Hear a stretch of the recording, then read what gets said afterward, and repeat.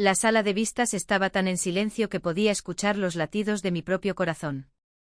Mi padre estaba sentado 3 filas detrás de mí, con las manos entrelazadas y la mandíbula tan apretada que parecía estar preparándose para un impacto inminente. Mi hermana miraba fijamente hacia adelante, fingiendo que yo no existía. Entonces la jueza se inclinó hacia el frente y le hizo a mi padre una pregunta sencilla. Solo una. No fue sobre la lealtad, ni sobre el perdón, ni sobre el dinero o la responsabilidad, fue sobre si alguna vez se había ofrecido a arreglar lo que su ojito derecho había roto. El color desapareció de su rostro al instante. Y en ese silencio me di cuenta de algo aterrador y liberador al mismo tiempo: la verdad ya no necesitaba que yo la defendiera. Soy la sargento primero Elena García, del Ejército de Tierra Español. Tengo 31 años y hace 3 semanas, estaba sentada en un juzgado de lo penal vistiendo ropa de civil que sentía como un disfraz, viendo cómo mis propios padres testificaban en mi contra. No contra la persona que me robó la identidad, ni contra quien abrió tarjetas de crédito a mi nombre, sino contra mí. Si me hubieras dicho hace un año que mi propio padre miraría a una jueza a los ojos y me llamaría vengativa por denunciar un delito, me habría reído en tu cara. Te habría dicho que no conocías a mi familia, que mi padre creía en el trabajo duro, en la rendición de cuentas y en hacer lo correcto, que mi hermana era su orgullo, sí, pero no a costa de la verdad. Me equivoqué. El oficial de sala anunció el número de caso y todos nos pusimos en pie. La jueza entró con su toga, balanceándose ligeramente mientras tomaba asiento. Recuerdo haber pensado en lo ordinaria que se veía, sin drama, sin ira, solo unos ojos cansados y una pila de expedientes. Mi vida se reducía a un montón de papeles sujetos con un clip. No miré atrás cuando entraron mis padres, no me hacía falta, pues podía sentir la decepción de mi madre como un peso en la nuca. Mi padre no vino a sentarse a mi lado, fue directo a la fila detrás de mi hermana, le puso una mano en el hombro y la dejó allí. Ese fue el momento en que todo se volvió real. Mi hermana Raquel era la acusada, imputada por usurpación de identidad y fraude bancario. 7 tarjetas, 55.000 euros, todo a mi nombre y todo rastreado hasta la dirección de la casa de mis padres. Yo era la víctima y, de alguna manera, también era la villana. Antes de contarte lo que la jueza le preguntó a mi padre, antes de decirte cómo una sola pregunta desmoronó la historia que él se había estado contando a sí mismo durante años, necesito llevarte al principio. A la mañana en que mi móvil vibró en un pasillo del cuartel y todo lo que creía saber sobre mi familia se colapsó, porque esto no empezó en un tribunal, empezó con una alerta de morosidad. Estaba en la base militar de San Gregorio, en Zaragoza, esperando a que empezara mi turno. El pasillo olía a limpiador industrial y a café quemado. Recuerdo estar revisando correos electrónicos, escuchando a medias a 2 soldados discutir sobre la guardia del fin de semana, cuando mi móvil vibró, alerta de crédito, se ha detectado un cambio significativo. Casi lo ignoro. Mi historial siempre había sido impecable, pagaba todo a tiempo y controlaba mi dinero de la misma forma que revisaba mi equipo, metódica, precisa y sin margen de error. Ese hábito me había mantenido a flote desde que me alisté a los 19 años. Pero algo me impulsó a tocar la notificación. El número que apareció en pantalla no tenía sentido. Lo miré como si estuviera escrito en otro idioma. 3 meses antes mi solvencia era excelente y nadie cae en la lista de morosos de esa manera por accidente. Un desplome así significa algo catastrófico. Me empezaron a temblar las manos mientras abría el informe completo, una tarjeta, luego otra, y otra más. Nombres de bancos que reconocía: BBVA, Santander, CaixaBank. Tarjetas que yo jamás había solicitado con los límites al máximo, cuotas impagadas y comisiones por demora acumuladas. Deuda total, 59.214 euros. Me senté en el suelo frío del pasillo porque las rodillas me fallaron. Llamé al primer banco de la lista y mi voz sonaba lejana, como si perteneciera a otra persona. Tiene que haber un error, dije, yo no abrí esta cuenta. La mujer al otro lado de la línea hizo una pausa. Señora, estas cuentas se abrieron usando su DNI. La dirección de facturación registrada es. Y leyó en voz alta la dirección de la casa de mis padres. Sentí que las paredes se me echaban encima. Le pedí que lo repitiera. Lo hizo. La misma calle, el mismo código postal, el lugar donde crecí y el lugar que mi padre seguía llamando hogar. Colgué y abrí otro extracto, luego otro. El patrón era imposible de ignorar: cargos en grandes almacenes, compras compulsivas por Internet, una estancia de fin de semana en un hotel y una comisión por transferencia fechada el día de mi cumpleaños. Pensé en las publicaciones de Instagram de Raquel, las botas nuevas, el móvil de última generación, los textos sobre empezar de cero y darse un capricho. Se me cerró el pecho. Raquel era 4 años mayor que yo, la que siempre preocupaba a mi padre, la sensible, la que sentía las cosas con demasiada intensidad. Al crecer, ella siempre necesitaba ayuda y yo no, o al menos eso fue lo que todos decidieron. Tú eres fuerte, Elena, solía decir mi padre, tú estarás bien. Así que aprendí a no pedir nada. Me pagué yo sola mis estudios antes de entrar al ejército, enviaba dinero a casa cuando Raquel necesitaba un empujón y les daba mi información a mis padres siempre que me la pedían porque eran mi familia. ¿Por qué? ¿Qué clase de hija cuestiona a su propio padre? Ahora estaba sentada en el suelo de un cuartel mirando una deuda que no había creado, dándome cuenta de que mi futuro financiero y posiblemente mi carrera militar pendían de un hilo. A las Fuerzas Armadas no les gustan las deudas inexplicables, a los mandos no les gustan los soldados que parecen un riesgo de seguridad. Me levanté lentamente y salí fuera. El calor seco de Zaragoza me golpeó como un muro. El uniforme se me pegaba a la piel mientras marcaba el número de mi padre. Respondió al segundo tono. Hola, Elenita, dijo tan cálido como siempre, ¿qué pasa? Abrí la boca para hablar y no salió nada. Todavía estaba intentando encontrar una versión de la realidad en la que esto no estuviera pasando. Papá, dije finalmente, ¿ha abierto Raquel tarjetas de crédito a mi nombre? Hubo una pausa, pero no fue de confusión ni de sorpresa, fue un silencio denso.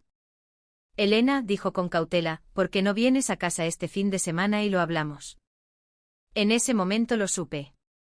Y en ese momento, la vida que creía estar protegiendo empezó a desmoronarse. Conduje hasta casa ese fin de semana con la mandíbula tan apretada que me dolía. De la base a la casa de mis padres había casi 3 horas, tiempo suficiente para que mis pensamientos dieran vueltas en una espiral sin piedad.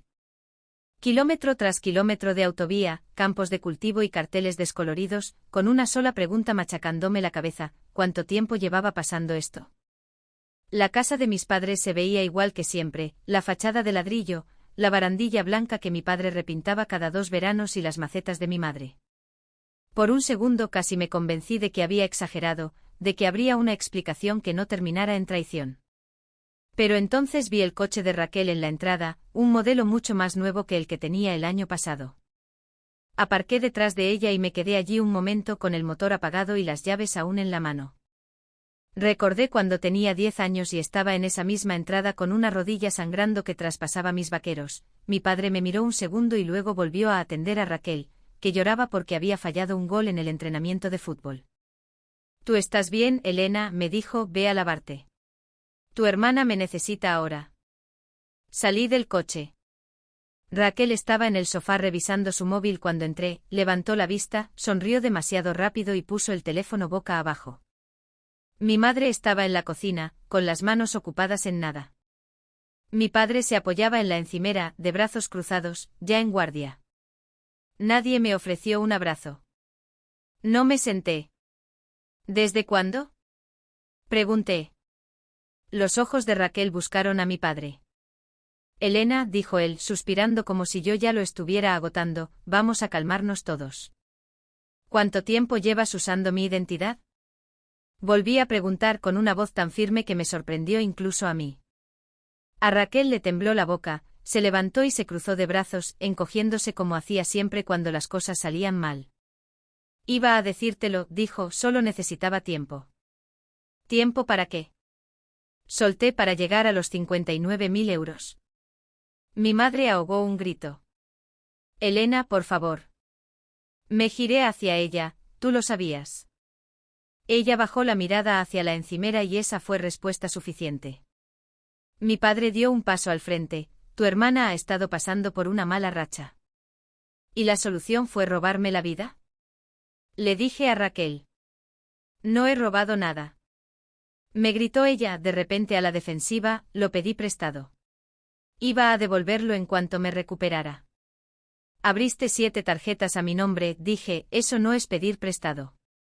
Tú estás en el ejército, dijo ella subiendo el tono, tienes un sueldo fijo, beneficios.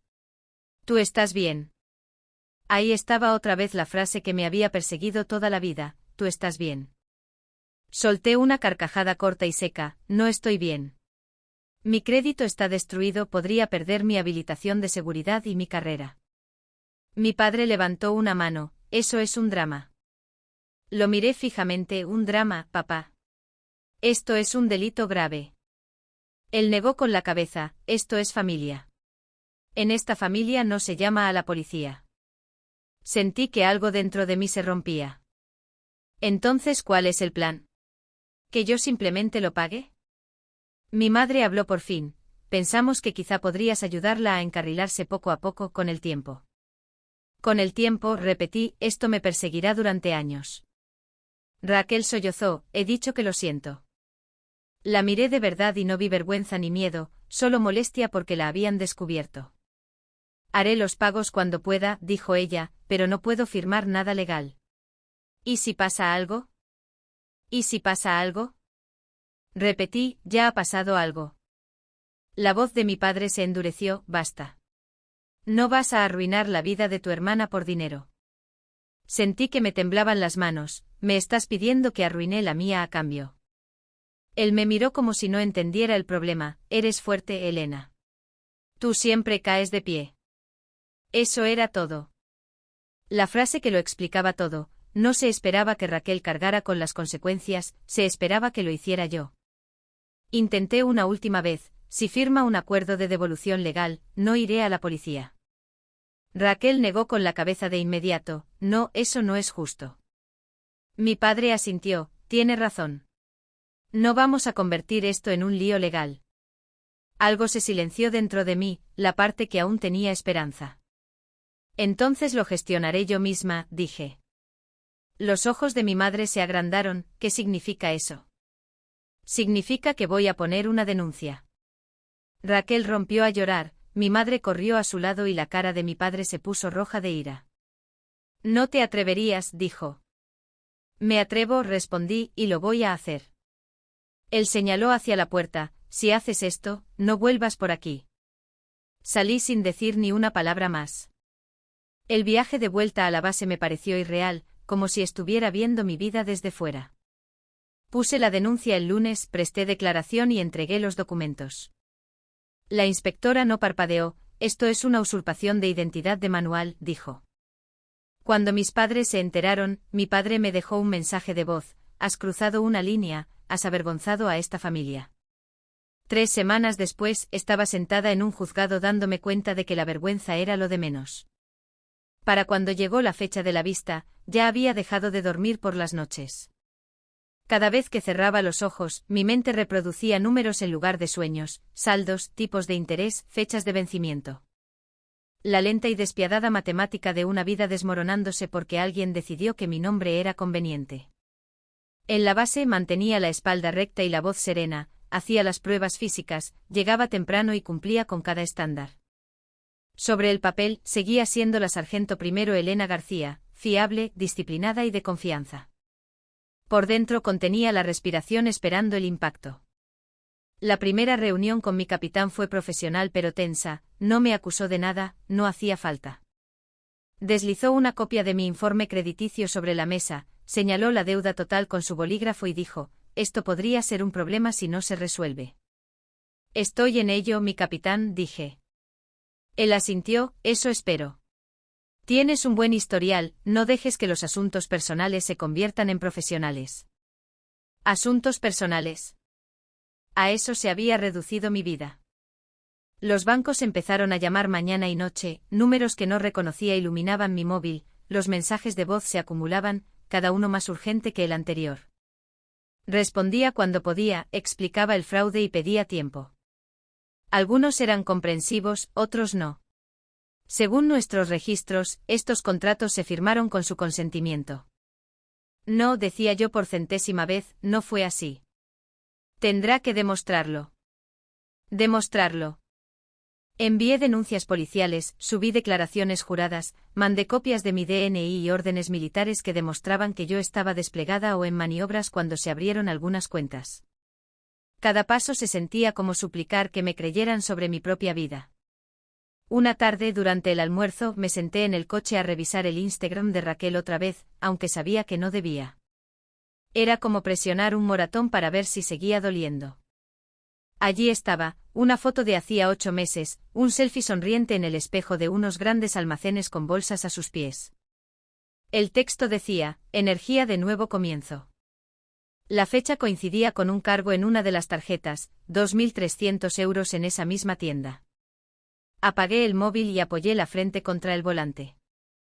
Ya no estaba solo enfadada, estaba de duelo. No por el dinero ni por el crédito, sino por la idea de mi familia, por la creencia de que, llegado el momento, mis padres me protegerían como yo siempre los había protegido a ellos. La inspectora asignada a mi caso, la inspectora Marín, me llamó 2 semanas antes de la vista. Hemos terminado la investigación preliminar, dijo, las pruebas son sólidas. ¿Cómo de sólidas? Pregunté. No dudó, patrón claro. Múltiples cuentas. Cargos vinculados a la dirección de tus padres. Direcciones IP. Mensajes de texto donde tu hermana te pedía datos personales. Esto va a juicio. Se me cayó el alma a los pies. Mis padres están furiosos. Eso no cambia los hechos, respondió ella, ¿estás preparada para que aparezcan? No lo sé, dije con sinceridad. Suelen hacerlo, añadió, y a veces no por la razón que tú esperas. La noche antes de la vista, mi padre llamó por fin, no para disculparse ni para preguntar cómo estaba. El abogado de Raquel dice que esto podría arruinar su futuro, dijo. Cerré los ojos, ella arruinó el mío. Cometió un error, insistió él, estás llevando esto demasiado lejos. Demasiado lejos habría sido fingir que esto no pasó, dije, demasiado lejos habría sido dejar que siguiera haciéndolo. Hubo una pausa. Si quisieras a tu hermana, retirarías la denuncia. Si me quisieras a mí, dije en voz baja, no me pedirías que lo hiciera. Colgó. La mañana de la vista me puse una chaqueta azul marino y una blusa blanca, mi uniforme se quedó en el armario. No quería que el tribunal viera a una militar, quería que vieran a una persona. Cuando llegué, Raquel ya estaba allí con su abogado. Se veía más pequeña de alguna manera, sin maquillaje y con el pelo recogido. No me miró. Entonces entraron mis padres. No me saludaron, fueron directos hacia ella. Mi madre tomó la mano de Raquel, mi padre se inclinó y le susurró algo que la hizo asentar. Se sentaron detrás de ella como un muro. Sentí que algo en mi pecho se apretaba, no por sorpresa, sino por confirmación, ese era el bando que habían elegido. La jueza entró, el oficial anunció el caso y se leyeron los cargos. Raquel se declaró no culpable con una voz que temblaba lo justo para sonar convincente. Entonces su abogado se puso en pie, señoría, la defensa desea llamar a testigos de moralidad. Se me encogió el corazón. Mi madre subió al estrado primero, no es una criminal, dijo con lágrimas en los ojos, es una buena persona que se vio desbordada. Luego mi padre, mi otra hija siempre ha sido rencorosa, dijo mirando al frente, está usando esto para castigar a su hermana. Me quedé allí sentada con las manos apretadas en el regazo, escuchando a mi propio padre reescribir mi vida. Y entonces la jueza levantó la vista del expediente. Fue ahí cuando todo cambió. La jueza no interrumpió a mis padres mientras hablaban, no suspiró ni frunció el ceño ni dio ninguna señal externa de lo que estaba pensando. Simplemente escuchó moviendo el bolígrafo lentamente sobre un cuaderno amarillo, bajando la vista a los documentos y volviéndola a subir para estudiar a la gente en su sala. Mi madre se secó los ojos con un pañuelo al bajar del estrado, evitando cuidadosamente mi mirada. Mi padre la siguió con los hombros rectos y la mandíbula firme, como si acabara de defender algo sagrado. Raquel se quedó muy quieta en la mesa del acusado, su abogado se inclinó y le susurró algo, ella asintió, la viva imagen de la fragilidad, la hija que valía la pena salvar. Me sentía vacía, ni enfadada ni sorprendida, simplemente vacía, como si alguien hubiera escarbado en mi interior y se hubiera llevado la última parte blanda que me quedaba. Por un breve momento me pregunté si debería haberme quedado callada, si tal vez todo esto, la deuda, el daño, el juicio, era peor que vivir con la mentira. Esa era la voz a la que me habían enseñado a escuchar toda mi vida, la que decía, no agites el barco, no lo hagas más difícil, tú puedes con ello. Entonces miré la pila de papeles frente a la jueza, mi informe de crédito, las declaraciones, los registros de transacciones, las pruebas de que no me lo había imaginado. La jueza se ajustó las gafas y habló por fin. Señor y señora García, dijo con calma, por favor, permanezcan en pie. Mis padres se quedaron paralizados. Mi padre buscó la mano de mi madre, apretándola con fuerza. He escuchado sus testimonios, continuó la jueza. Creen que su hija Raquel cometió un error, que este asunto debería haberse manejado en privado, y que las acciones de su otra hija están motivadas por el rencor más que por el daño sufrido. Mi madre asintió rápidamente, sí, señoría, es exactamente. Aún no he hecho ninguna pregunta, dijo la jueza con frialdad. El silencio cayó como un peso muerto. Volvió a mirar el expediente, según las pruebas, se abrieron 7 tarjetas de crédito usando el DNI de la sargento primero García. La deuda total es de aproximadamente 59.000 euros. Las cuentas estaban vinculadas a su domicilio, ¿es correcto? Mi padre se aclaró la garganta, eso es lo que dicen los papeles. La jueza levantó la vista, y son conscientes de que la usurpación de identidad y el fraude bancario son delitos penales. Sí, señoría, dijo mi padre. Ella hizo una pausa lo suficientemente larga como para que toda la sala contuviera el aliento. Entonces tengo una pregunta, dijo. Sentí mi corazón golpear contra mis costillas. Giró su mirada totalmente hacia mi padre, en cualquier momento, antes o después de que esto fuera descubierto, ¿se ofreció usted a pagar, avalar o asumir de cualquier otra forma la responsabilidad de los 59.000 euros que su hija Raquel gastó a nombre de la sargento primero García? Mi padre abrió la boca, pero no salió nada. La jueza esperó. Pasaron 5 segundos, 10. La respiración de mi madre se volvió errática. Mi padre miraba al suelo. No le he preguntado si podía permitírselo, dijo la jueza suavemente, le he preguntado si se ofreció. Mi padre tragó saliva con dificultad, no, dijo finalmente. La palabra aterrizó con un golpe seco. ¿Propuso algún plan de pagos? Preguntó la jueza. No. ¿Contactó con alguno de los acreedores en nombre de la sargento primero García? No.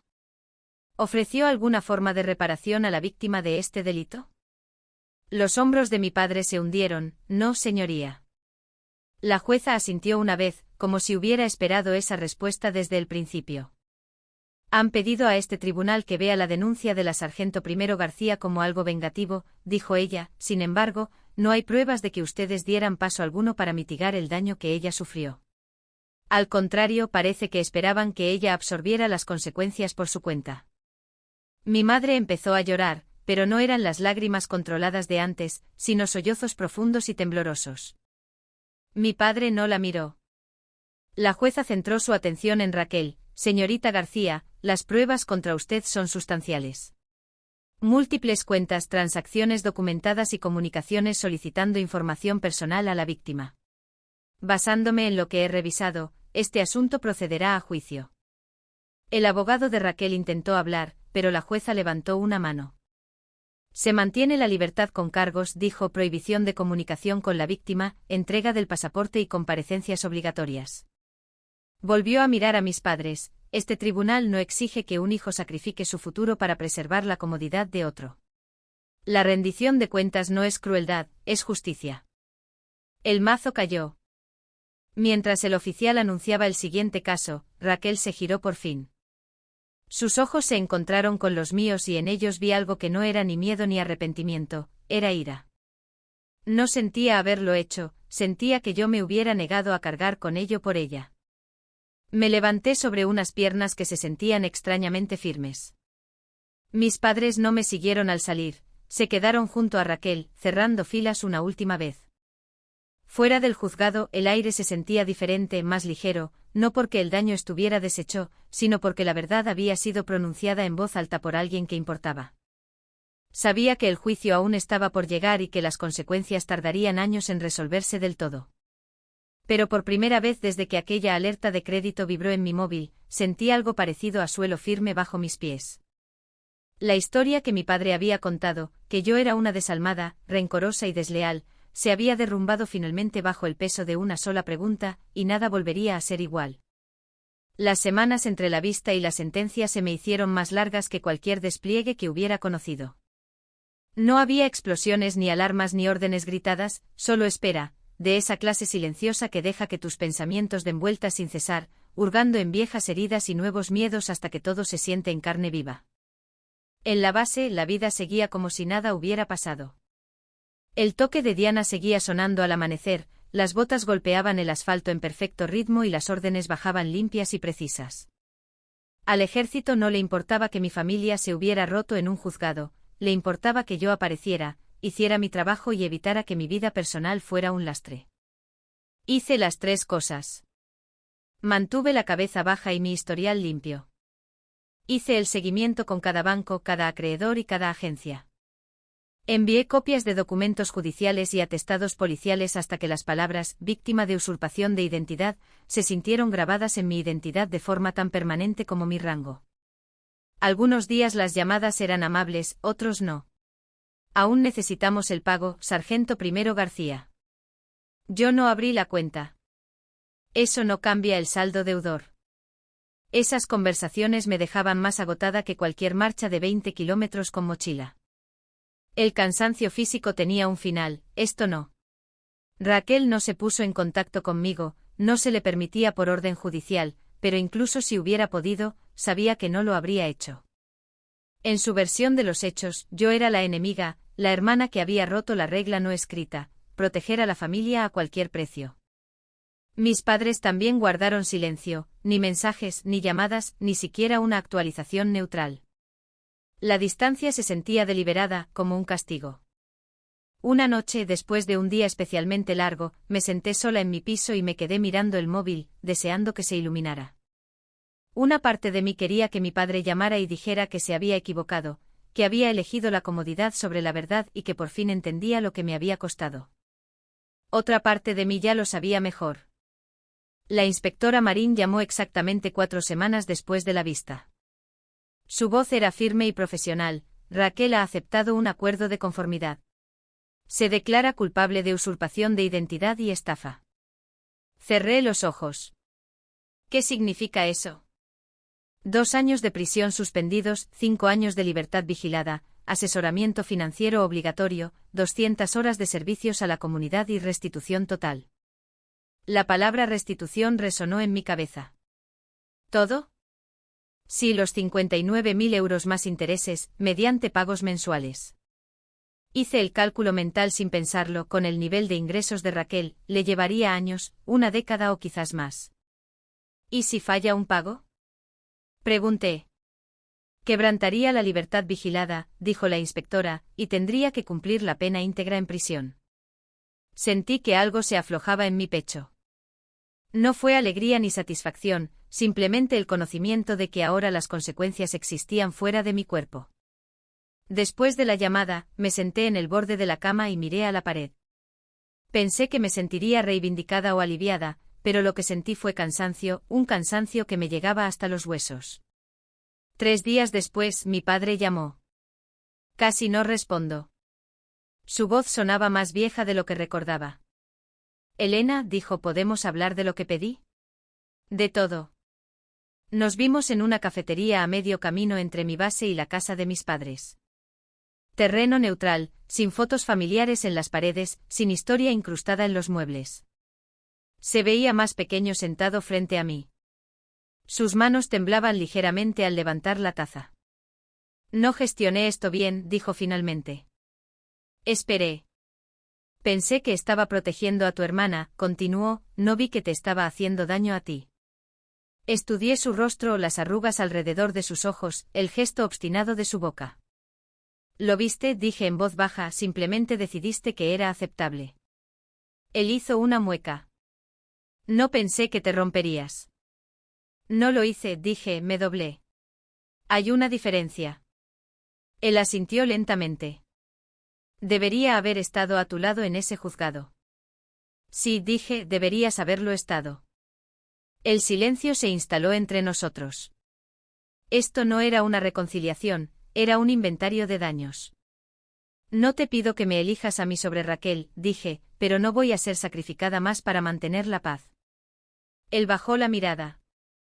Tu madre no está lista. Lo sé, dije, cuando lo esté puede llamarme. Nos despedimos sin abrazarnos. El primer cheque de restitución llegó 2 meses después, 412 euros. Lo ingresé y vi cómo el número de mi cuenta cambiaba por una cantidad que apenas se notaba, pero era una prueba. La prueba de que la historia había cambiado, de que la carga ya no era solo mía. Esa noche dormí del tirón hasta la mañana por primera vez en meses. La vista de sentencia fue más tranquila que la comparecencia inicial, pero tuvo más peso. Esta vez no hubo testigos de moralidad, ni discursos sobre la lealtad familiar, nadie se levantó para explicar que Raquel era, en el fondo, una buena persona, que solo necesitaba comprensión. Los hechos ya estaban registrados y los hechos no necesitan defensa cuando finalmente han sido reconocidos. Me senté sola en uno de los bancos de madera dura, con las manos cruzadas y la espalda recta por hábito. Me había pedido la mañana libre y había conducido temprano, aparcando a 3 manzanas de distancia para poder caminar y despejar la cabeza. El aire era frío y afilado en mis pulmones. Raquel estaba en la mesa de la defensa otra vez, pero se veía distinta, más pequeña. No de forma frágil, sino como alguien que se ha dado cuenta de que el mundo ya no se va a doblar a su voluntad. Su abogado habló brevemente, ella asintió cuando se lo indicaron, pero no me miró. Mis padres llegaron juntos, pero esta vez no se sentaron justo detrás de ella, ocuparon asientos más atrás, separados por un espacio pequeño pero inconfundible.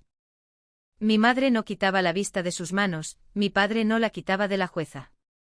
Cuando la jueza revisó el acuerdo de conformidad y dictó la sentencia, los hombros de Raquel se hundieron ligeramente. Libertad vigilada, trabajos comunitarios, terapia obligatoria, restitución. Y una condena por delito grave que la seguiría a todas partes. El mazo cayó y se terminó. Sin arrebatos dramáticos, sin disculpas, solo el final de un capítulo y el comienzo de otro que tardaría años en resolverse. Mientras la gente empezaba a salir, mi padre se levantó lentamente. Dudó y luego caminó hacia mí. Por un momento me pregunté si diría algo allí, en público, donde la verdad no podía ser reescrita.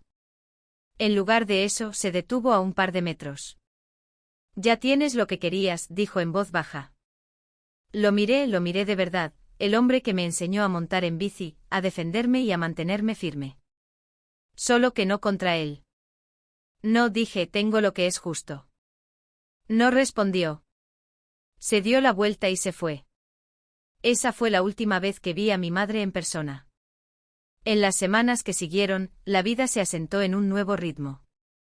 No era normal, solo diferente. Seguí reparando lo que podía, mi solvencia subía punto a punto, las cuentas fraudulentas se cerraron y se añadieron notas a mi expediente explicando las circunstancias. Llevaría tiempo, pero el tiempo era algo que por fin sentía que me pertenecía. En el trabajo mi capitán me llamó a su despacho otra vez. Esta vez no había tensión. He revisado el resultado judicial, dijo, lo has gestionado de la forma correcta. Exhalé despacio. Gracias, mi capitán. Él asintió, hace falta integridad para hacer lo que hiciste, especialmente cuando es personal. Integridad, una palabra que mi padre solía reclamar como propia. Empecé a ir a terapia un mes después, algo que había pospuesto durante años. Sentarme frente a un extraño y decir, mi familia eligió a mi hermana sobre mí se sentía más pesado que cargar con la mochila cuesta arriba. Pero cada sesión quitaba una capa que no sabía que llevaba encima. Ya no estaba enfadada todo el tiempo, solo de vez en cuando, y cuando pasaba, dejaba que fluyera en lugar de tragármela entera. La primera vez que el pago de restitución de Raquel se hizo efectivo, me quedé mirando la confirmación del depósito durante mucho tiempo. No era por la cantidad, era por el reconocimiento, el rastro de papel que decía claramente esto no te correspondía cargarlo sola. Mi padre me envió un mensaje meses después, una sola línea, espero que estés bien. Lo miré y luego dejé el móvil en la mesa. Hay puentes que no se queman, simplemente se desvanecen en la distancia. Una tarde, mientras preparaba la cena para uno en mi cocina, me di cuenta de que estaba tarareando. El sonido me sobresaltó, no recordaba la última vez que lo había hecho sin pensar. La curación no era ruidosa, no se anunciaba, aparecía discretamente en pequeños momentos que no exigían atención. Ya no esperaba permiso para seguir adelante. Lo último en volver fue el silencio. No el tipo pesado y asfixiante que seguía a las llamadas y las fechas de juicio, sino una versión más suave, una que no exigía respuestas ni explicaciones. El tipo de silencio que me permitía estar con mis propios pensamientos sin ponerme en guardia. 6 meses después de la sentencia, mi vida parecía ordinaria desde fuera. Me levantaba temprano, iba a trabajar, entrenaba, pagaba mis facturas. Revisaba mi historial de crédito una vez al mes en lugar de una vez al día. El número seguía subiendo lenta pero constantemente, la prueba de que el daño puede repararse si dejas de fingir que no existe. Los pagos de Raquel llegaban puntuales como un reloj. Cantidades pequeñas, nunca suficientes para sentir triunfo, pero suficientes para importar, suficientes para recordarme que la responsabilidad existe más allá de las palabras. Nunca los cobré con regocijo, cada depósito venía con una mezcla complicada de alivio y duelo. Alivio porque la carga se había desplazado, duelo por la hermana que creí tener, la que me habría protegido como yo lo hice con ella. Esa hermana nunca existió. Lo más difícil no fue perder a Raquel, fue perder la versión de mi padre sobre la que había construido mi vida. Hablamos una vez más casi un año después. No fue planeado ni emocional, solo un encuentro fortuito en un supermercado cerca de la casa de mis padres cuando yo estaba visitando a una amiga por la zona. Se veía más viejo, más delgado, como alguien que ha estado cargando algo pesado sin saber dónde soltarlo. Elena, dijo inseguro. Papá, respondí. Nos quedamos allí entre estantes de conservas y pasta, rodeados de extraños que no tenían idea de que nuestra historia se estaba colapsando silenciosamente en el pasillo 7. No te crié para que te volvieras contra tu familia, dijo finalmente. Sentí el viejo instinto de explicarme, de justificarme, de suavizar las cosas. La necesidad de ser comprendida. En lugar de eso, respiré hondo. Me criaste para decir la verdad, dije, simplemente dejé de mentir por los demás. No discutió, pero tampoco se disculpó. Asintió una vez, como si estuviera archivando esa respuesta en algún lugar que visitaría más tarde. Con eso bastó. Mi madre nunca me contactó. Dejé de esperar a que lo hiciera. En algún momento la esperanza se convierte en hábito, y los hábitos pueden romperse. Lo que más me sorprendió no fue la pérdida, sino el espacio que se abrió después. La energía que antes gastaba gestionando las emociones de otros era de repente mía otra vez. La usé para construir algo más tranquilo, más sólido. Encontré un piso más cerca de la base, nada lujoso, pero limpio y mío. Colgué mi uniforme con cuidado en lugar de dejarlo amontonado, como si volviera a importar, como si yo volviera a importar. En terapia aprendí una frase que se me quedó grabada: ser la hija fácil no es un cumplido, es una señal de alerta. Me había pasado la vida siendo la que no necesitaba mucho, la que se adaptaba, la que absorbía el impacto para que otros no tuvieran que sentirlo. Pensé que eso era fuerza. Ahora sé que la fuerza es decir no sin pedir disculpas. La fuerza es dejar que la gente cargue con las consecuencias de sus actos en lugar de amortiguar cada caída. A veces, tarde por la noche, sigo pensando en qué habría pasado si me hubiera quedado callada, si hubiera pagado la deuda, si hubiera dejado que reescribieran la historia para mantener la paz. Imagino una versión de mí misma años después, cansada, resentida, limpiando todavía desastres que no eran míos. Entonces miro a mi alrededor, veo la calma y el orden de mi hogar, la vida que estoy construyendo deliberadamente y sé que elegí bien. A la gente le gusta decir que la familia lo es todo. Lo que quieren decir es que la familia debería ser un lugar seguro. Cuando no lo es, cuando el amor viene con condiciones y la lealtad exige la autodestrucción, es que algo ya se ha roto. Yo no destruí a mi familia, simplemente dejé de mantenerla unida con mi silencio. Si estás escuchando esto y te encuentras en esa misma encrucijada entre mantener la paz y mantener tu amor propio, quiero que escuches esto claramente: no eres cruel por exigir responsabilidad. No eres una persona sin corazón por negarte a ser utilizada y no estás sola por alejarte de un papel que nunca fue justo para empezar.